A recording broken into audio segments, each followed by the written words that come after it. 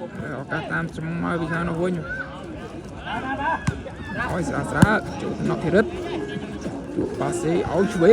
ងវាយជាប់បាំងយកវិញបានអូនោះឥឡូវប្រកែកគ្នាហើយប្រកែកគ្នាបាទហើយខាងនេះចាប់ពីតង់បើត្រឡប់បាំងឥ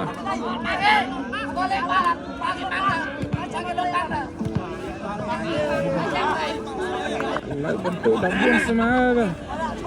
អូស្លុកស្វាយនឹងគូនេះដេញគ្នារកស្មើឥឡូវតាមស្មើបានហើយលោកញ៉ាំសៃ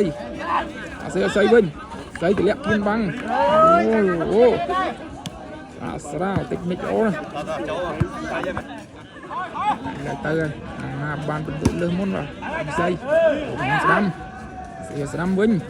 ស្ដាំឲ្យខ្សែត្រង់អុកលូកបេងអូបាំងពីរបាំងណាទេ